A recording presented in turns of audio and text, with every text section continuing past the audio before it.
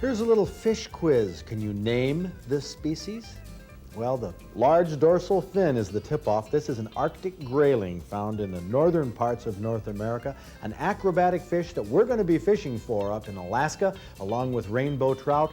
Then we're going to go fishing in northern Ontario. This is a little different experience that we're going to show you some of the ins and outs of going on a northern adventure. Another quiz question. Should you take a recipe like venison cheddar medallions, cook it, and freeze it? Oh, you'll find out at the end of the show. Stay tuned. I'm Fred Trost. It's time for the Outdoor Digest. Ooh, dandy. Oh, woof, woof.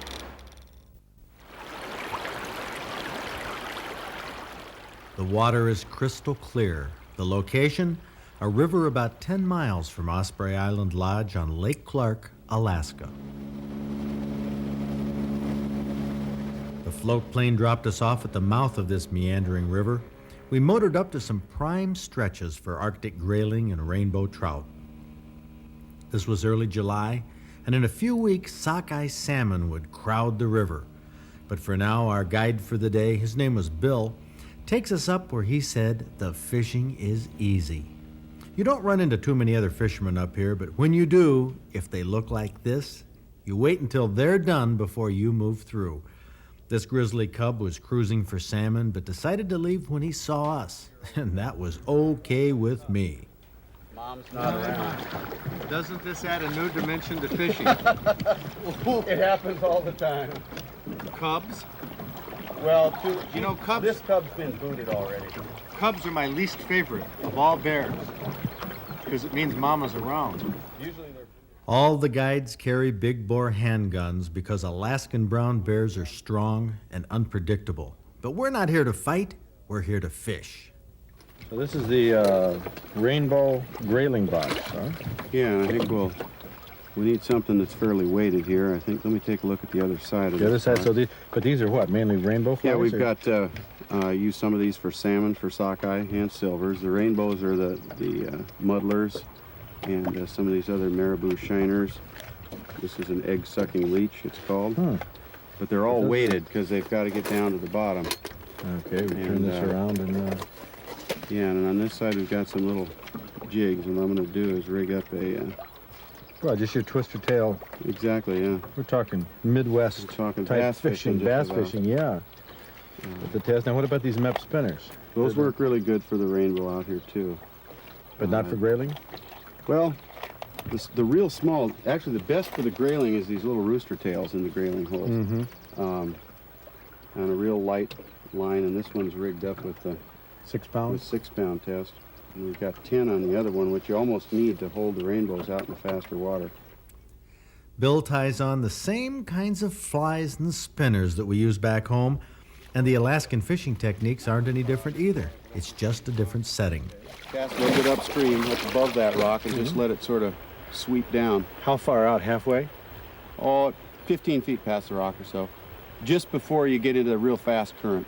And then as your line kind of sweeps down, Then the they'll pick it grayling up. will usually hit it at about the bottom of the arc. That's if Where are the grayling lying? Are they, do they come a long right on the ways bottom. for it? No, they don't come a long ways for it. If it sweeps by them, they're sort of territorial, and they'll have a little area that's their area.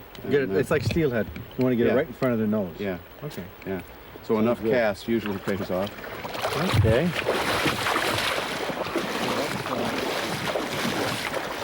About here? Yeah, that's plenty far. Yeah, not much farther than that. And let it settle down a little bit, sort of let it. Yeah, and real slow retrieve. Just fast enough so that the spinner can work.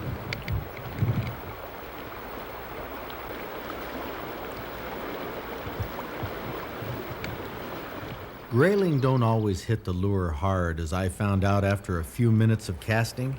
I couldn't tell if I had a fish or if I was snagged on a piece of driftwood. Another week it's going to be full of salmon in here. Got one? Boy. I don't know. If I do, it's a very lethargic.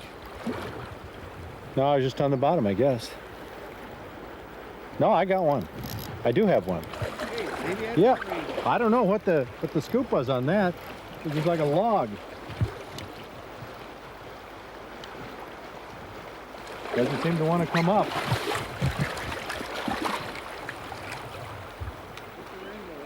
It is? Yeah, well this doesn't seem to want to move. Oh, it's a fighter though. There it is near the surface. I can't tell. Yeah. Oh, a nice grayling. Oh, this is a riot. You don't hold up the one in your face now.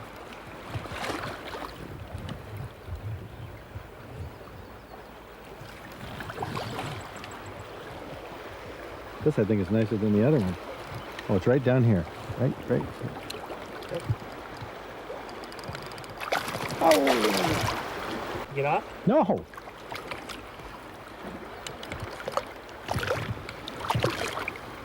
Okay.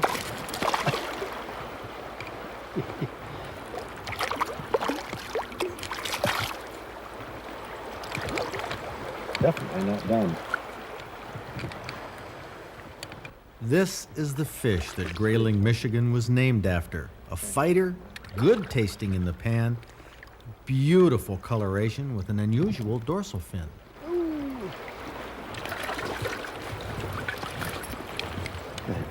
That's the neat thing about grayling. The fin there. Isn't that pretty? What a pretty fish.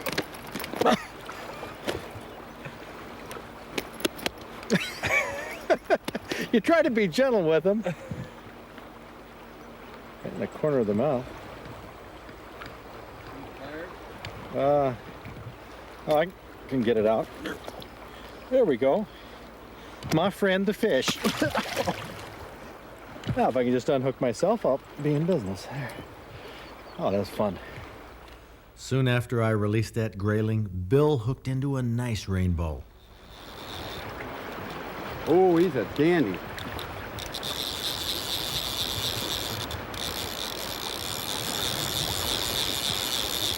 Probably gonna make a run here in a second as soon as he realizes he's hooked. There you go. Ooh, dandy. Oh, ho, ho, ho. Woo, woo. Oh boy.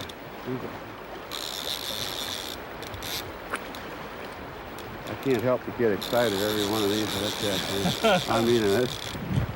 The rainbow trout is the top-rated Alaskan game fish. Coming in. Look at the red on him. He hasn't jumped yet, but there he goes. Woo.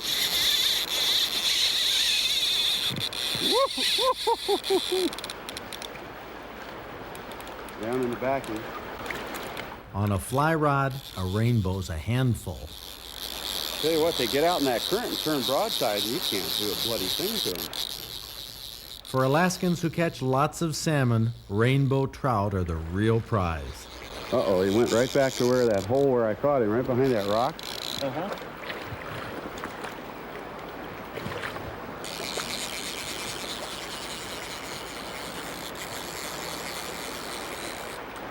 Oh. Seems like you're gaining on him quite a bit. I'm gaining on him somewhat, but he's not pooped yet. I want to be real careful releasing him down here. Looks like a nice male.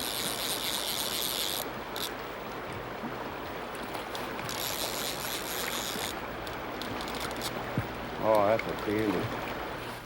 We have rainbows and steelhead trout in the Great Lakes and lots of fishermen who specialize in catching them.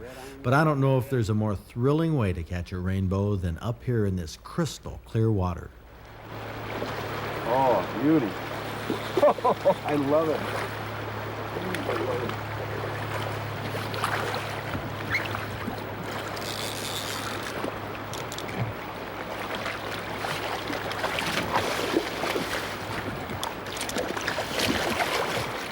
Oh boy, that's a dandy big female.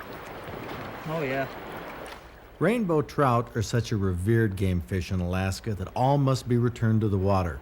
And usually, the fish gives you some help. Right in the hook, right in the maxillary there. She's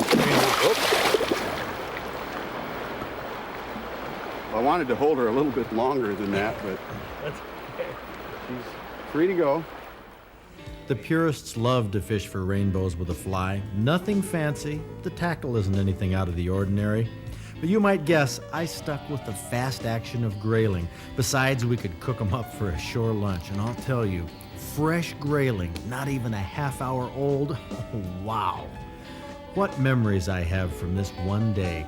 Sure, the sky was gray and it showered occasionally, but who could notice with grayling jumping at the end of my line, coming clear out of the water, time and time again. The memory, not only of the grayling, but of that beautiful rainbow trout.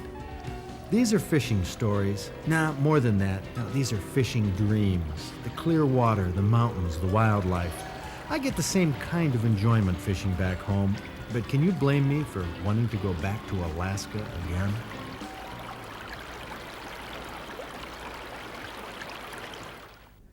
Those fish in Alaska are spectacular game fish, but you know, you don't have to catch game fish to have a great time. There's some families that go fishing for catfish and panfish and suckers. Hey, we have a family that caught some record, well, they're not record size, but they're trophy size suckers, and they made our trophy book.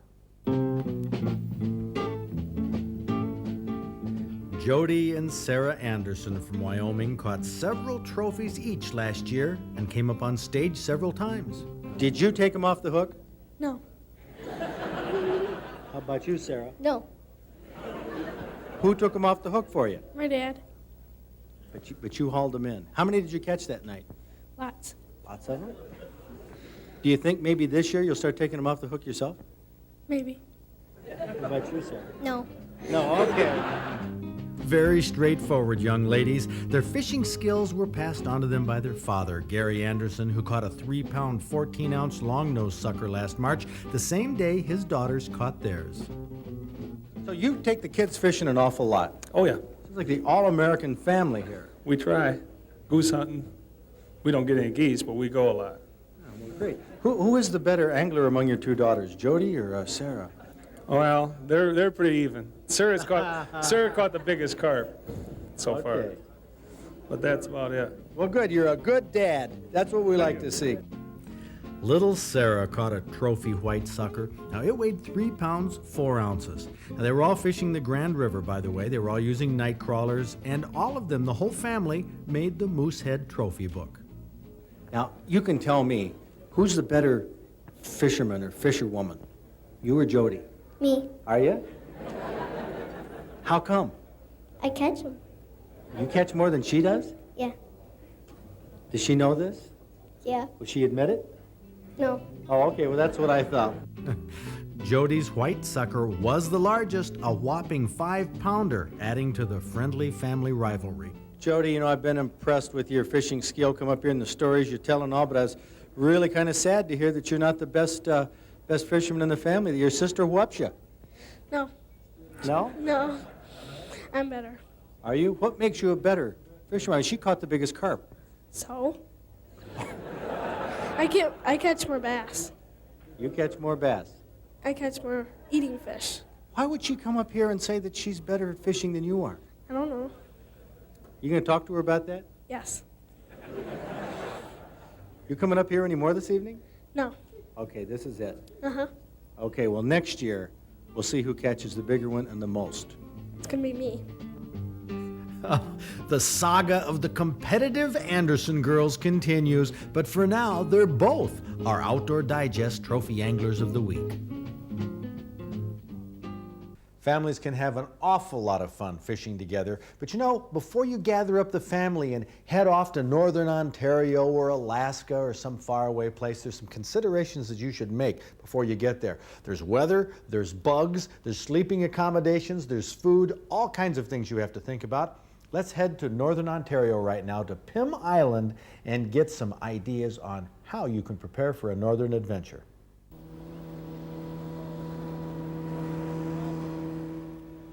Ah, wilderness. Your northern fishing adventure to a remote area. A lot of sportsmen dream about it, but when you pick a trip from a brochure or a magazine or at a sports show, are you buying the trip you want, or are you buying a dream that you've conjured up in your mind? One of the first realities of a northern trip hits you in the face, literally. Mosquitoes, black flies, no-see-ums, they're never a part of a dream trip, but they're usually always there, and often in great numbers. So be ready for them.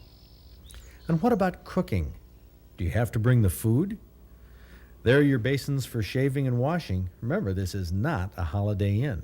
And with 4 guys to a cabin, did you remember your earplugs? Somebody's going to snore, maybe even rattle the rooftop. And pack some warm clothes. North of the border, it can get cold even in July. Those mosquitoes that buzzed around you at the campfire, well, they're waiting till you go to bed so they can eat while you're not swatting them. It's not a bad idea to take a mosquito netting for over your bed, just in case the camp doesn't provide them. The sprays and smoking repellents aren't 100% effective, especially at night. Now here's a shower you can take to camp. This one's called a Super Sun Shower, available in catalogs. Fill it with water, set it in the sun to warm, and midday when the mosquitoes are down, you can hang it in a tree or, in this case, in the fish cleaning house and have a warm shower. If you do some extra preparation for those comforts before you leave for your trip, your fishing will be that much more enjoyable. After all, that's the dream that you're chasing. Oh, look. Oh, I love the way they get lip hooked with a jig. Isn't that pretty as a picture? I like it. Ouch! Oh, look at that. Blood. He put up his fins just when I was going to grab him. That's why you... Here, let's have a how-to lesson. Always grab a fish starting from the top and moving down on its fins like that. That way it can't do what it just did to me. I was a little sloppy. Yeah, this brings up another oft-forgotten aspect of remote trips: first aid. Pokes in the hand from fish spines or hooks or other accidents can easily get infected outdoors, so make sure you have some first aid supplies. Too many people don't.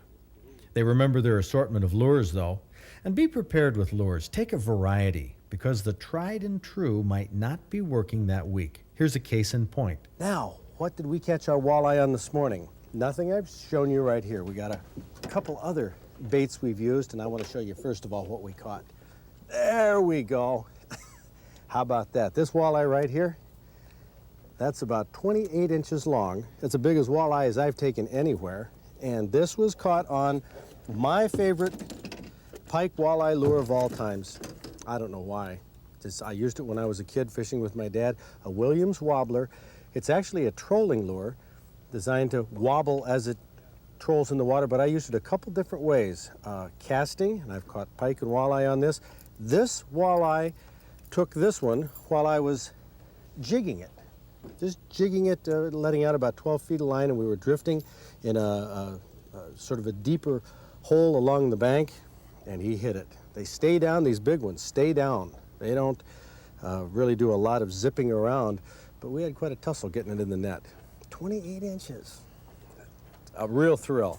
Now these little ones, my son Zach and I caught these little ones here on jigs. Now a jig is one of the most versatile baits you can get. The advantage of a jig like this is you can fish it right on the bottom. You can pull it right over the rocks. If they get caught, it's no big deal. They aren't very expensive. But this is a lead head jig just with a plastic twister tail. And we've caught quite a few walleye on that. That's another good bait. These are the eaters. This will end up in the frying pan too. Oh man, I don't know, I figure this is about 6 or 7 pounds on the Williams wobbler. But those are some tips for fishing. We're going to continue fishing the weeds, try to get some big pike. We'd like to get some up in the 10, 15 pound range if we could. Yeah, that's the dream we're chasing. Big fish. But please, don't keep everything you catch. In fact, regulations throughout North America are restricting the number of fish that anglers can take home. So plan on eating your fill of fresh fish in camp and just take a few back in the cooler. They taste best the day they're caught anyway. Another thing to keep in mind on a remote fishing or hunting trip is the dangers, and they do exist. A rock in the river can turn your trip upside down, literally. So be prepared for emergencies, but avoid them if you can by not taking unnecessary chances. The place to stick to when you're navigating a river like this is generally going to be the outside bank, because that's going to be the deepest, In fact, right over there is where I caught that 7-pound walleye, right next to that bank jigging. But that's how we're going to navigate. Oh, look, there's rocks all through here, all through here. So I want to get close to the bank and work my way upstream. That's the safest. The furthest spot upriver is where Carl Salling watched his son Mike catch his first northern pike. Oh, hey, yeah. All right. Michael. That's not bad for his first pike, huh? Huh? That's not bad for his first pike. Great. I think we got about 18 or 20 pounds here, Fred. We always say that this is what our fishing trips are all about. This is the adventure we're seeking. But to enjoy these times, you have to be prepared. Now, be sure to take a camera and record these memorable moments to show your friends back home. Take a trophy to be mounted, but don't take these fish just to take them. They're too valuable a resource. Do most of your fish eating at camp and eat what you can. That's when they'll taste the best, and you can take some photos of the more delectable meals if you want. And what are the things you want to keep in mind for your northern adventure? Well, prepare for mosquitoes and black flies because there'll be a constant welcoming committee. Earplugs for bed? Not a bad idea. If there's no shower, consider bringing your own. And for showers you don't want, always bring rain gear. I repeat, always bring rain gear. A first aid kit is a must, as important as bringing enough food. And don't skimp on fishing tackle. That's what you're there for. Realistically prepare for your northern adventure. That's how you can make that dream trip come true.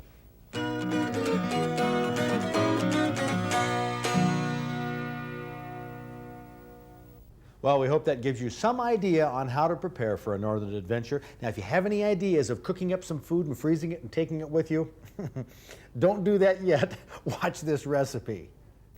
Brett St. Pierre sent us a recipe for cheddar whitetail medallions, and believe me, it is good. Oh, it's a terrific recipe, and what you're going to see in the preparation is the way you should do it and serve it immediately. Right. This will come home to roost with the audience when they see us taste it.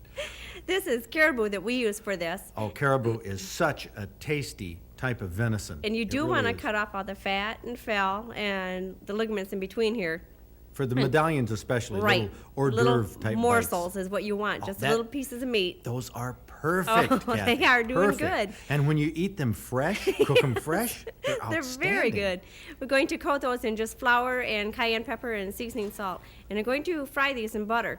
And you don't want to cook them thoroughly, until they're overdone. Just want to kind of saute them in the pan. Oh, that's a key to a venison of any type. Exactly, or Not- any of the caribou. Oh boy, those are great. Just like those that. little caribou Yes. nuggets. And then we're going to make a sauce out of butter and flour and bouillon and a little bit of Dijon mustard. Now this really comes through in this recipe. Oh, that sauce. Yes, and Oh. sour cream. And I think this is what really makes it. I'm going to pour just a little bit on the plate and then swirl your sour cream into it. And you could do this with a toothpick or with your fingers. Yeah, well, or this with is a fork. partly for looks, though, too. Right, exactly. And then your little medallions go around the edges in toothpicks. When you were cooking this and we were eating it, Yes. Kathy, it was just so terrific. We couldn't wait for Bob to get over and do it. But, you ran an experiment on this recipe, and unfortunately, Bob was the guinea pig. I must have gotten just a cube of tallow or something. Oh. Well, the thing is, Kathy, you cooked it and froze it. Yes. This didn't turn out so good. No, it was much better when we did it before. In fact, I Much better. remember tasting it, and we didn't have time to get Bob in here and Right. taste this. So, froze it, cooked. Yep. Will you do me a favor? Not do that next time. Not do that ever again. Next time we gotta taste this right away. Let me explain, Bob. When these were done, they were succulent, they were tender, juicy. Oh, The they cheese were on very top was good. done. Oh, I believe it. Oh, I believe it. I mean, because I've had a couple pieces in here that were pretty doggone good, but I just hit one. Unfortunately, the first bite. The first bite, yeah, it just didn't do it. It was like having a relative you don't want to see now because they're coming to visit. This wasn't fun at all. The moral of the story is make them up fresh, and Yes. you're going to love them. Yes. They are terrific. And I believe it. Will you make some fresh for Yes, me? I will. Okay, great. If you didn't learn anything else tonight, remember, don't freeze a dish you've cooked with cheese. Some dishes just can't tolerate a night in the freezer, but this recipe, it's super when it's fresh. Oh boy, what an adventure we've had the past half hour. Alaska, Northern Ontario, places that, well, a lot of people think are a little out of reach. They're really not. You can save your money, go on trips like this, and have memories that last a lifetime. But you can always go hunting and fishing around home. I hope this show inspires you to do that. Hope you get outdoors this weekend, because it's a great place to be. See you next week.